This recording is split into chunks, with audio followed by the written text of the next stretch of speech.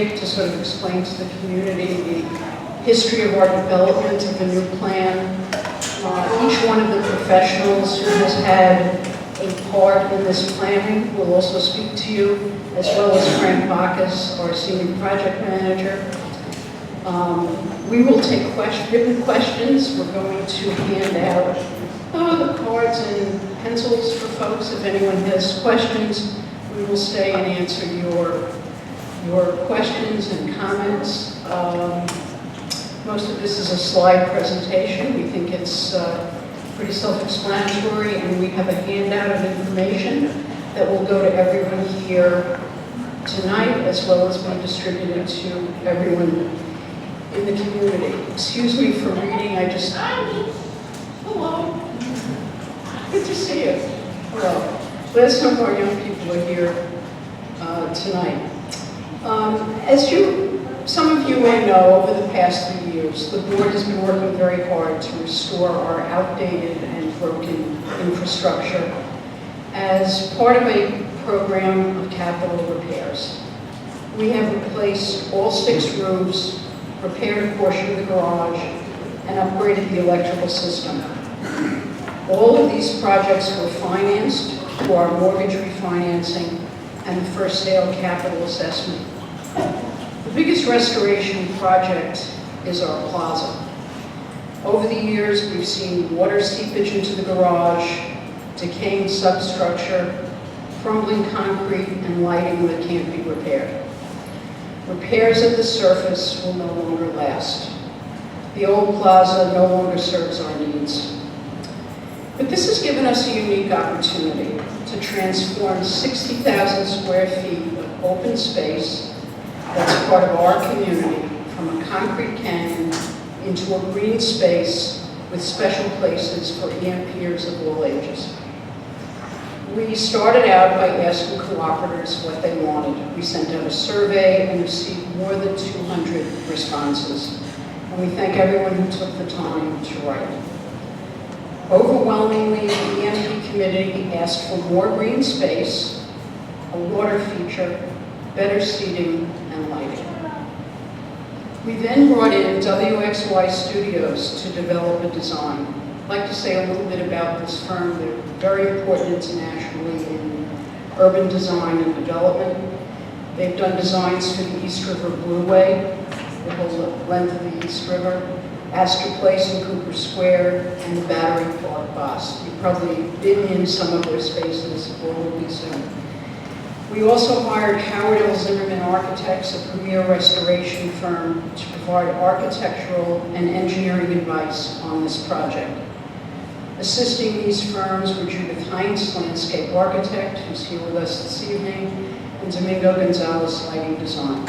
And we're very grateful to them for the design they have created.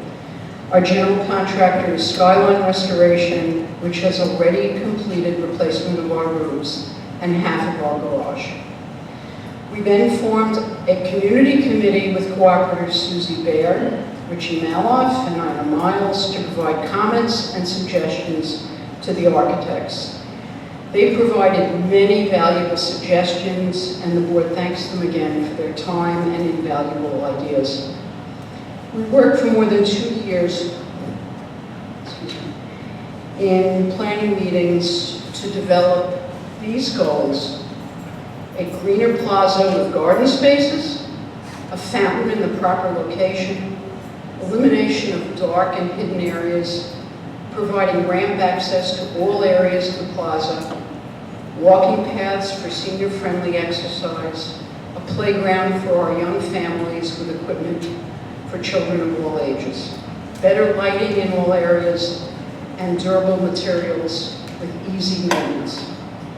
To show you the challenges and the solutions in detail, our professionals will now show you how the design was developed. Anthony Malera from HLZA, Glenn Pugh, architect from WXY, Judith Heinz of Judith Heinz Landscape Architects, Bruce Carlson from Skyline Restoration, our contractor, and Frank Bacchus, Senior Project Manager at FS Project Management.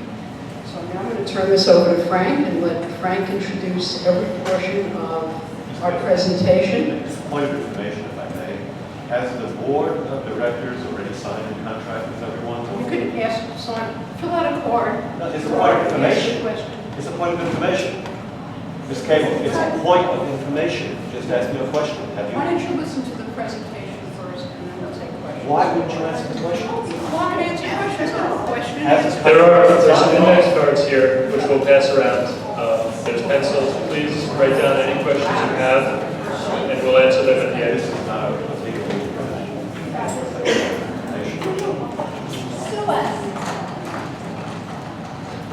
All right, I'm Frank Mackis from FS Project Management. I'd like to introduce John Foley, Vice President of FS Project Management, and Michael Ferreira, Project Manager from FS Project Management. All three of us, you'll see our faces, will be here through the duration of the project. And I'd like to introduce Anthony Milaro of Howard Zimmerman Architects. I'm going to attempt to do this without a microphone. Is that okay? No. Okay, I will use this. I haven't used one of these since my garage band days. I'll give it a good try. Mike, if you could, the first slide. Just to introduce it, first of all, East Midtown Plaza Board, thank you for giving me the opportunity to speak tonight on behalf of my firm. My name is Anthony Millara. I'm an architect with Howard Zimmerman Architects, the project manager assigned to the East Midtown Plaza work for this particular effort. We have had a relationship with East Midtown Plaza for about 2 to 3 years now.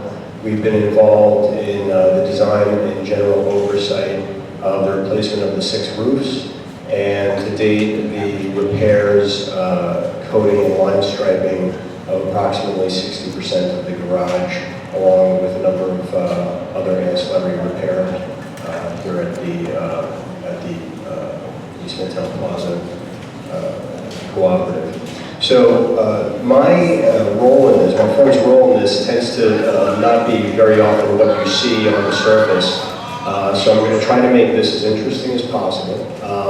Now, Howard Zimmerman Architects is responsible for essentially preparing the foundation, if you will, for the plaza design that's been selected for this area.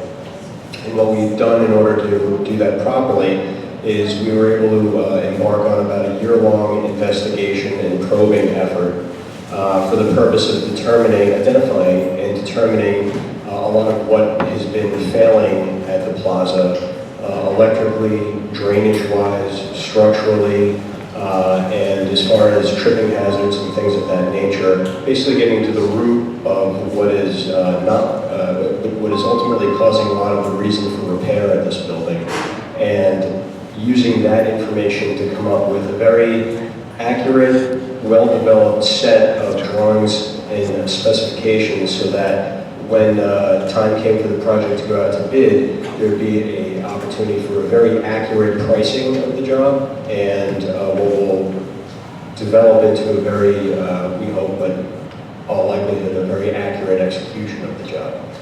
So I'm just going to go through a little bit about some of the investigation that we did. What you're looking at right now is a survey, not a questionnaire type survey, but an actual plain survey from a surveying company of the East Midtown Plaza complex.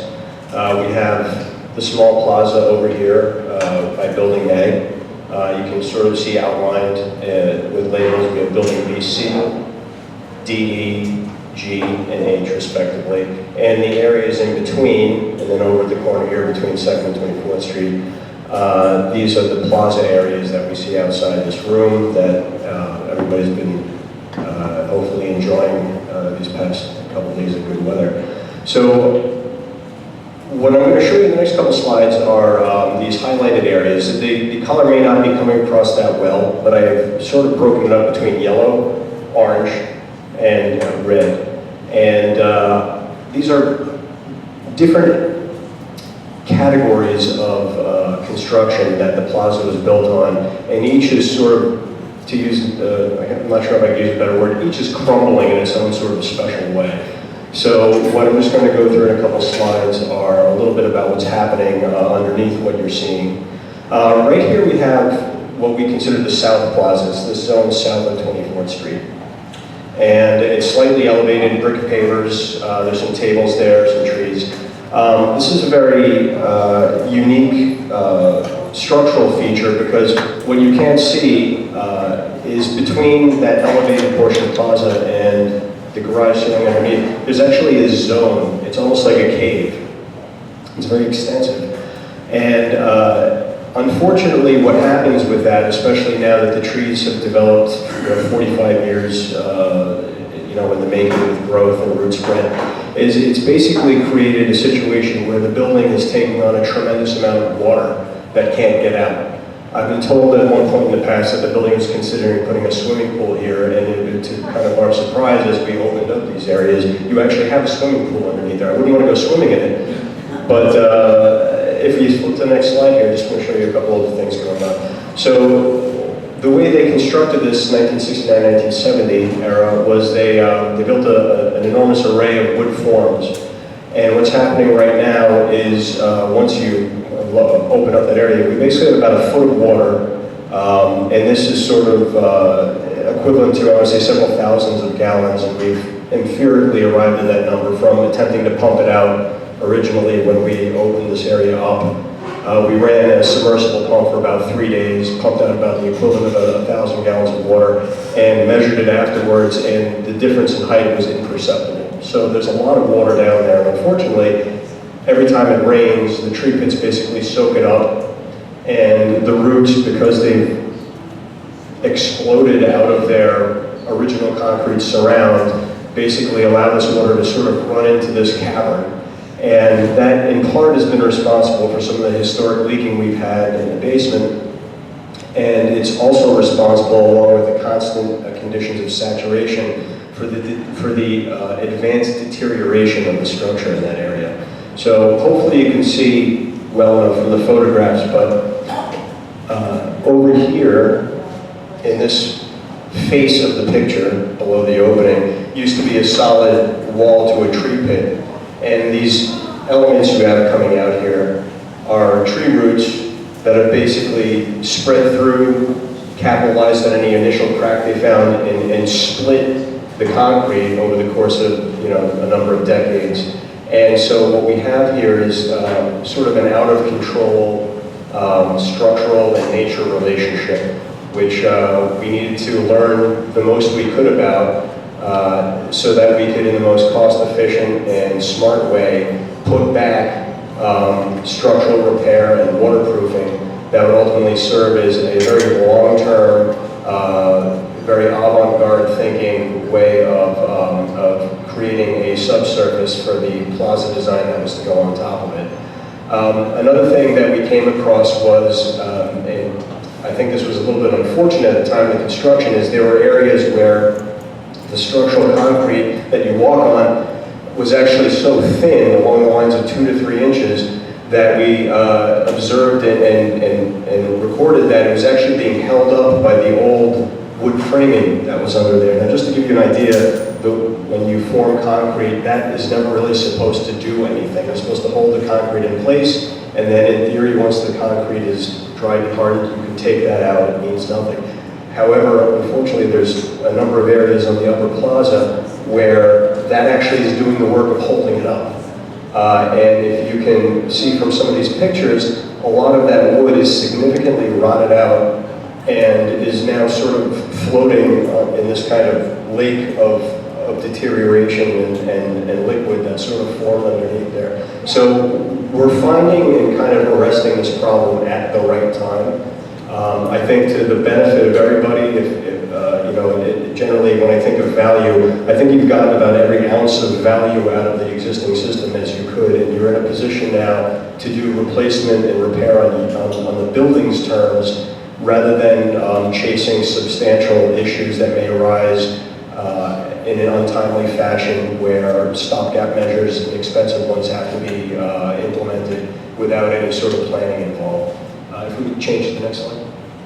So another area which probably some of you have noticed is right out here by the steps, the cul-de-sac at the end of 24th Street. There's a lot of cracking in the pavement. There's a manhole there and a drain. If you looked at the stairs, there's strange things happening. Something that looked like it was supposed to line up seems to be in inches away from something else that I was supposed to line up with. And if we can go to the next couple slides, what we were able to determine through probing is that we have an area, a manhole, which basically receives all the drainage from what used to be 24th Street and part of this area out here.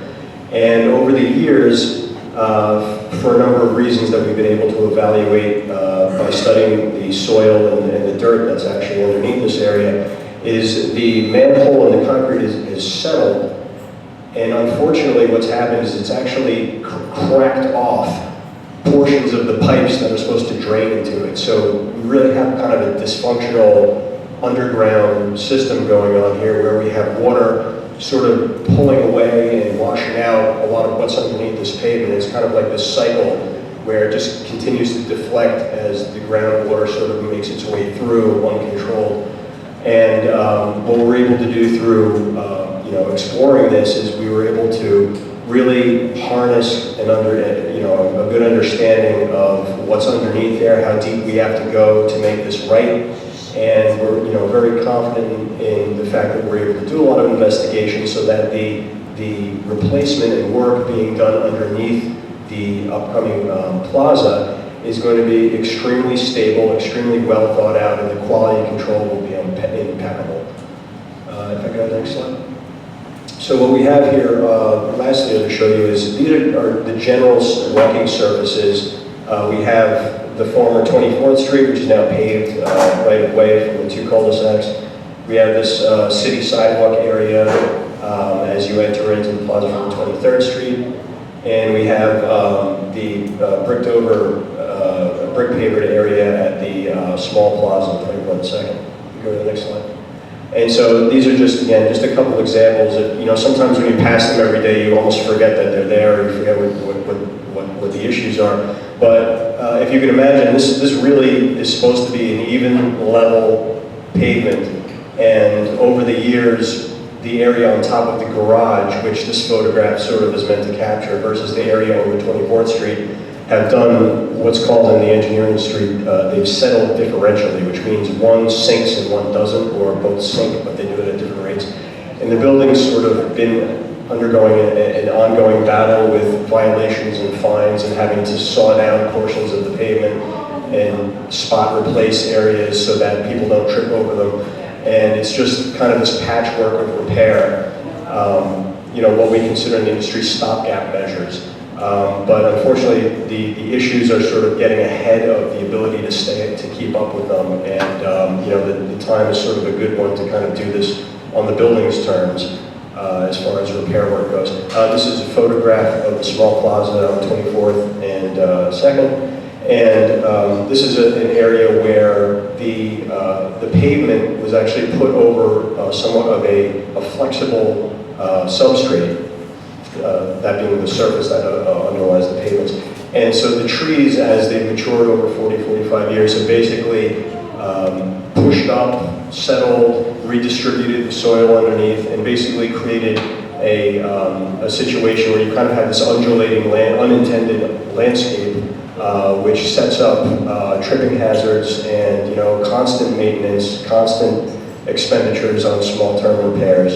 And basically the design that we're implementing here as far as providing a suitable base for the plaza project to go on really has, will kind of display, the decades of learning and understanding that have occurred since these initial, large-scale city public space projects have been installed, and sort of represent technology that works with what we're putting there, as opposed to trying to, contain something and sort of defer the idea that it'll ever change or apply pressure or damage what you initially constructed.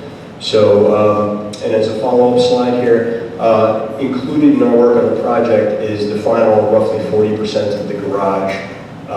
As you all may or may not have seen downstairs walking around, for those of you who have spots down there, we have issues with the structure, just years of salt and corrosion. We basically compromised a number of areas of concrete, both on the ceilings and on the ground, the slab level where you drive. And just to give people an idea, these slabs in most spots are really only about 3 inches thick. Those sort of squares you see on the ceiling, if you were to drill through them, they're about the size of your index finger. So when you see large-scale crumbling of the concrete, there's really not a whole lot of redundancy underneath that. So what we've been doing in 2013 and 14 is basically removing all of that and essentially repairing the concrete structure with specialized repair mortars that are designed to accommodate these types of reinforced concrete buildings.